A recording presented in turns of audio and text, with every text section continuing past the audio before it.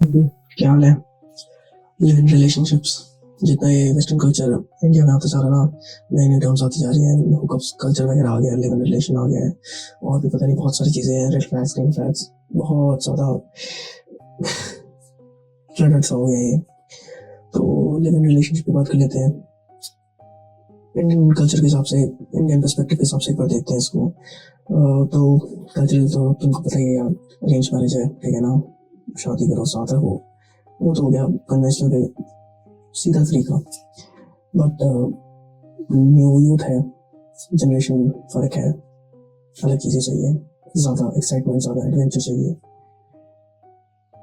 और ये चीज़ कहीं ना कहीं वो एक वो जो है ना, क्या कहते हैं, फ्लेवर, वो प्रोवाइड कर रही है उस चीज़ का। लिव रिलेशनशिप क्या डेफिनेशन है, सीधी सी बात है। तो मतलब एक लड़का और एक लड़की एज अ मैरिड कपल रह रहे हैं, बट वो एक्चुअली मैरिड नहीं है, और मेजॉरिटी ऑफ द केसेस में उनकी फैमिली को पता भी नहीं है कि वो लोग आपस में साथ हैं या फिर कुछ भी है। तो सबसे पहले तो यार ट्रेडिशनल और कल्चरल वैल्यूज आ जाती हैं, ठीक है ना, वही चीज़ें कि हाँ भाई ये ठीक है, ये नहीं ठीक, ऐसा नहीं रहना चाहिए, वो सब। उसके बाद सोशल स्टिग्मा है कि लोग क्या कहेंगे, घर पे पता लग गया तो फैमिलीज का क्या रिएक्शन होगा, दोस्तों के सामने तो कूल बन गए कि हाँ भाई देखा मैं लिव इन रिलेशनशिप में रह रहा हूँ, तो ठीक है। बट लीगल कंसिडरेशन की बात कर लेते हैं। बहुत सारे तुम्हें यूट्यूब चैनल वगैरह मिल जाएंगे जो लॉ के पर्सपेक्टिव से चीज़ें बता रहे हैं कि लीगल है नहीं लीगल है। तो एक जनरल से बात बता देता हूँ कि जो हाई कोर्ट है उनके कुछ केसेस के बारे में जो ओपिनियन है उसके हिसाब से ये राइट टू फ्रीडम उसके अंदर आ जाता है, और इलीगल नहीं है लिविंग रिलेशनशिप, बट कंसेंट के हिसाब से तो बहुत सारी कॉम्प्लिकेशंस वगैरह जो लॉ के पर्सपेक्टिव से वो आ जाएंगी, तो उसके लिए तुम कोई और वीडियोस देख लेना। तो पर्सपेक्टिव इंडियन सोसाइटी में चेंज हो रहा है।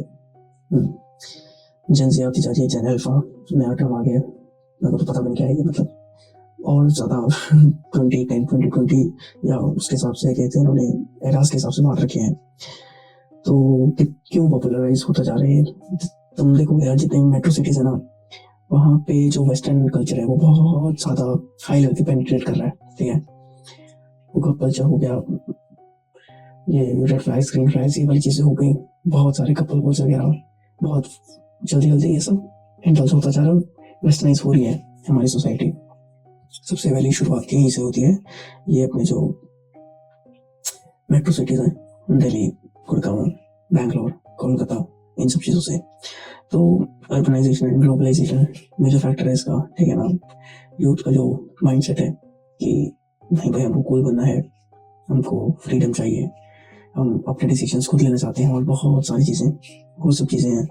फिर मीडिया इन्फ्लुएंस भी बहुत ज़्यादा है यार, तुम इन चीज़ों पे कंटेंट ढूंढने जाओगे ना तो पता नहीं कितनी हज़ारों वीडियोस मिल जाएंगी, अलग अलग पर्सपेक्टिव, एक एक छोटी छोटी दिक्कत और छोटे छोटे बेनिफिट्स को पॉइंट आउट करते हुए, तो वहाँ बहुत सारी चीज़ें मिल जाएंगी, ठीक है ना।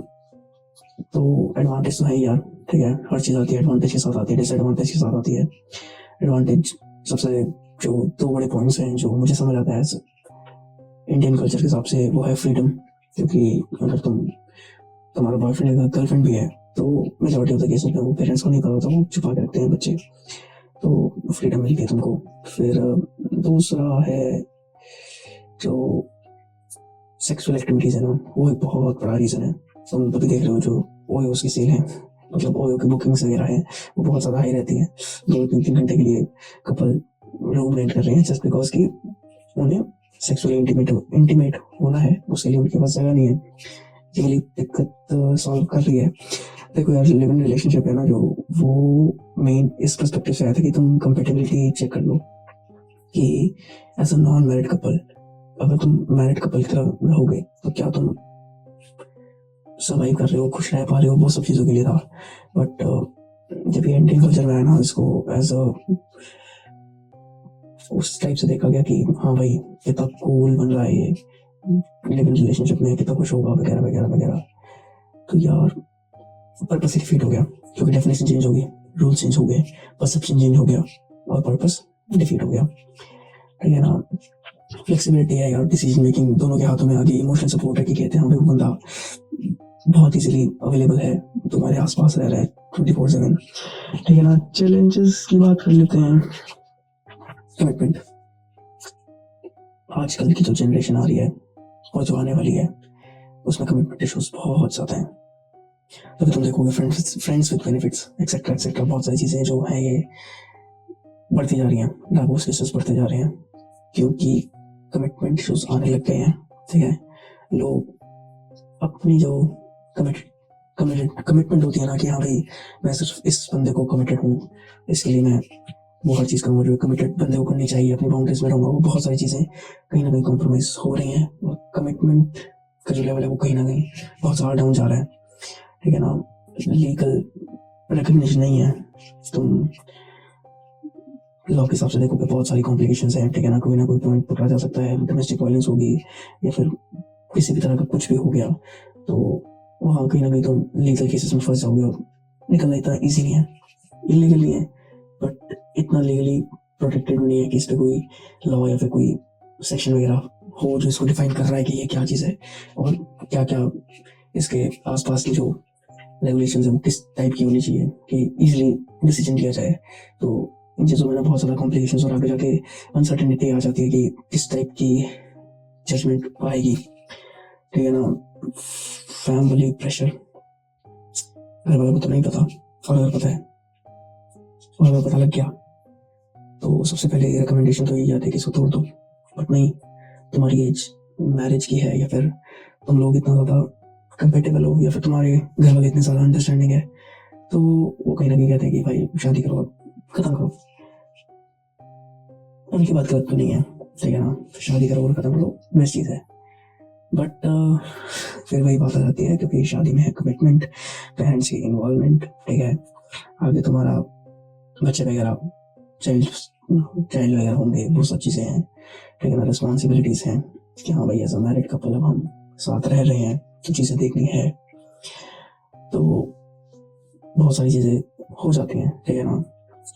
इट इज़ जस्ट लाइक कि तुम फ्रीडम तो है, ठीक है ना, but it is just like कि एक तरफ मैरिज और एक तरफ लिव इन रिलेशनशिप है, तो जो रिस्पॉन्सिबिलिटीज और जो सीरियसनेस चाहिए ना वो लिव इन रिलेशनशिप में एटलीस्ट 50% कम है मैरिज से, क्योंकि मैरिज में तुम लीगली बाउंड हो रहे हो, ठीक है। अगर तुम हिंदूज के हिसाब से देखो तो एक थोड़ा सा रिलीजियसली भी कहीं ना कहीं वो चीज़ कनेक्ट हो रही है, तुम्हारी फैमिलीज इन्वॉल्व हो रही है, ठीक है ना। तुम्हारी सोसाइटी में एक रिकग्निशन है कि एज अ मैरिड कपल है, बहुत सारी चीज़ें हैं, ठीक है। तो लास्ट में आते हैं एडवाइस, जाना चाहिए नहीं जाना चाहिए, ठीक है नहीं ठीक है, साइकोलॉजिकली कम्युनिकेशन बेटर होगी, कोई डाउट नहीं है, ठीक है। तुम एक दूसरे के साथ रहोगे, ज़्यादा टाइम स्पेंड करोगे, कहीं ना कहीं एक दूसरे को ज़्यादा जानोगे किस तरह का उस पार्टनर का लाइफस्टाइल है, क्या चीज़ें वो करना पसंद करता है, क्या नहीं पसंद करता, और बहुत सारी चीज़ें, कम्युनिकेशन अंडरस्टैंडिंग कहीं ना कहीं बेटर होगी, नो डाउट।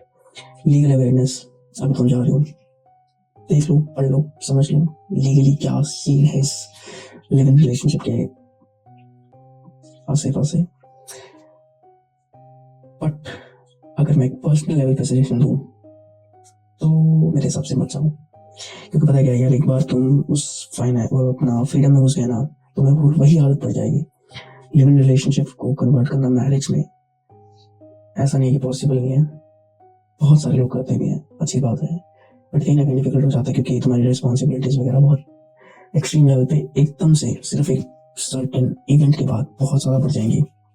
वो जो चेंज होता है ना ह्यूमन, इतनी बड़ी चेंज और इतने शॉर्ट पीरियड ऑफ टाइम के लिए, इतने शॉर्ट पीरियड ऑफ टाइम के अंदर अंदर इतना बड़ा चेंज कहीं ना कहीं एब्सॉर्ब नहीं कर पाता है, ठीक है ना। और जो एक्साइटमेंट होती है ना यार, ओल्ड स्कूल लव देख लो, ठीक है, कि हमें पहले तो चीज़ों पे मिल रहे हैं, फिर पेरेंट्स को बता रहे हैं या फिर कन्विंस कर रहे हैं या फिर बहुत कुछ है, तो उस टाइप की जो एक्साइटमेंट लेवल है ना, मतलब एक होता है ना यार कि तुमने कुछ अचीव कर लिया है, तो द प्रोसेस ऑफ अचीविंग, ठीक है ना, वो तुम्हें समझाता है कि इस चीज़ की वैल्यू क्या है, ठीक है। अगर तुम यूपीएससी या फिर कोई बड़ा एग्जाम फोड़ रहे हो तो तुम्हें पता है कि तुमने उस चीज़ के लिए कितना किया है, ठीक है, कितनी प्रिपरेशन पे कितना ज़्यादा टाइम लगाया वगैरह वगैरह, बहुत सारी चीज़ें हैं।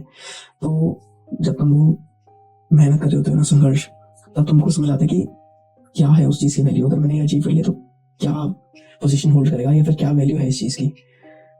तो कहीं ना कहीं क्या है कि लिव इन रिलेशनशिप में आके ना वो बंदा कहीं ना कहीं उस चीज़ की जो वैल्यू है ना वो कम होती जा रही है, क्योंकि लिव इन रिलेशनशिप के सारे बेनिफिट्स शादी के अंदर मिलते हैं, बट तुम्हें वो पहले ही मिल रहे हैं तो कहीं ना कहीं वो डिवैल्यू हो जाएंगे। ठीक है, दिक्कत ये आती है कि बाद में कमिटमेंट इश्यूज आ जाते हैं। तो देख के जाना, एडवाइस्ड तो नहीं है, मैं पर्सनली बताऊँ तो नहीं है, बट सबकी खुद की मर्जी है। ठीक है, आजकल तो वैसे भी जो न्यू जनरेशन है वो तो लड़ भी लेगी कि हाँ भाई हमारे राइट्स हैं, ये है वो है, तो लोग तो मैं वैसे भी किसी को नहीं सकता।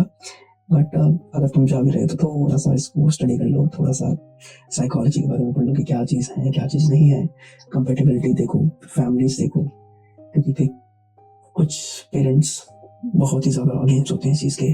तो थोड़ा सा अपने पेरेंट्स के बारे में भी सोच लो कि क्या उन पे इफेक्ट पड़ेगा इस चीज़ का अगर उनको पता लग जाता है। और थोड़ा सा अपना जो खुद की आवाज़ होती है ना उसको सुनो कि क्या कह रही है वो। बाकी मिलते हैं, डिसाइड ज़रूर करना, डिसाइड ज़रूर करना, एक अच्छा डीप थॉट ज़रूर देना एंटर होने से पहले, क्योंकि it could be life changing और लाइफ ब्रेकिंग, वो तो फ्यूचर ही बताएगा, बट थोड़ा सा देख के जाना।